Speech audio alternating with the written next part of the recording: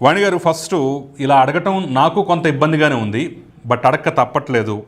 అసలు ఏంటా వీడియో, ఏంటా గొడవ?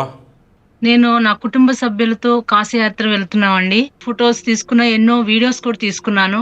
కానీ వీడియో కాల్ చేశారని వీడియో కాల్‌లో మాట్లాడిన నసీర్ అన్న గారితో నేను సంభాషణ చేస్తున్నట్టు ఒక ఫేక్ వీడియోని విడుదల చేశారు. అది చాలా అవాస్తవం అండి.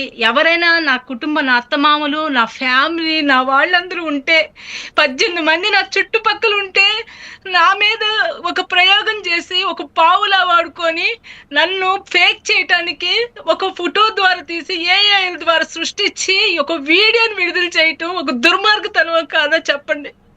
సమాజంలో ఒక ఆడపిల్ల రాజకీయంగా ముందుకొచ్చి ఉన్నతమైన కుటుంబంలో ఉంటూ నేను ఎంతో క్రియాశీలకంగా తెలుగుదేశం పార్టీకి కృషి చేస్తున్నాను. ఇప్పటికి కూడా నేను ఒక అభ్యర్థిగా పోటీ చేశానండి. అక్కడ నేను ఓడిపోయినా సరే ఒక స్టేట్ మహిళా సెక్రటరీగా వర్క్ చేస్తూ చాలా క్రియాశీలంగా ఉంటాను. పార్టీ నాకు ఎంతో ప్రాముఖ్యత ఇచ్చింది.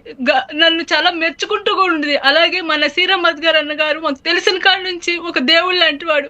మా కుటుంబానికి, మా వారికి, నాకు కష్టపడే వ్యక్తిత్వం గలవాను, పార్టీ కోసం నిలబడే మనుషులం అని చెప్పి మాకు ప్రయాసిచ్చి మాకు ఇంపార్టెంట్ ఇచ్చేవాళ్ళు. అది చూడలేకపోయారండి.